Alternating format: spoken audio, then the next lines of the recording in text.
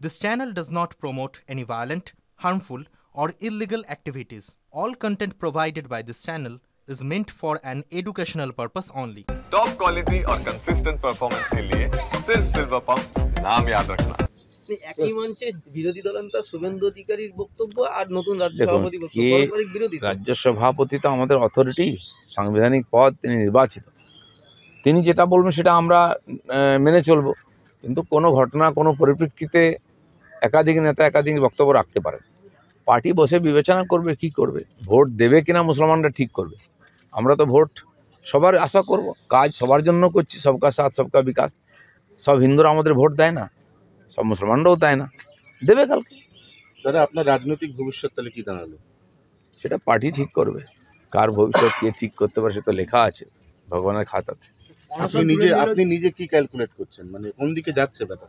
আমাকে ভারতীয় জনতা পার্টি নিয়ে এসে তার জায়গা দিয়েছে পার্টিতে। আমি রাজনীতি করতে নিজে থেকে আসিনি, আমার সেটা কোনোদিন করিও নি।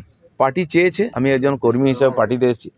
পার্টি আমাকে সাধারণ সম্পাদক রাজ্যে বানিয়েছে, সভাপতি দুবার বানিয়েছে, আমাকে এমএলএ বানিয়েছে, এমপি বানিয়ে টিকিট দিয়েছে। আমি কোনোদিন কিছু চাইনি পার্টির কাছে।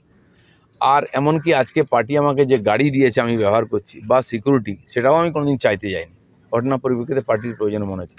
পার্টির যদি মনে হয় আমি সাধারণ কর্মী হিসেবে কাজ করব, তো আমি যেরকম করছি করবো, আগে কোনো পদ নেই। পার্টি যেখানে আমি ডাকে সেখানে আমি যাই, যেখানে ডাকে না সেখানে যাই না। এটাকে আমি পার্টির সিস্টেম মনে করি। অনশন তুলে নিল যোগ্য শিক্ষক শিক্ষিকারা, 14 তারিখ নবান্ন অভিযান করবে।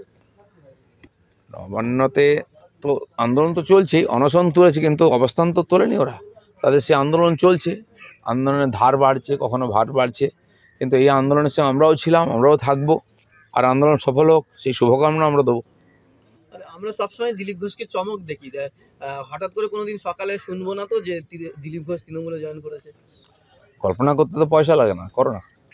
না মানে কল্পনা আমরা কি করব, মানে আপনি কি অনেকেই করছে, তো কেউ তো কল্পনা করে এটা বার করেছে।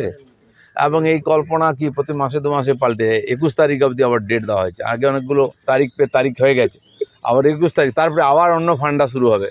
তো কিছু তো মার্কেটে থাকতে হবে। কিছু লোক এই করে মার্কেটে থাকার চেষ্টা করে। দিলীপ ঘোষ তো মার্কেটে আছে।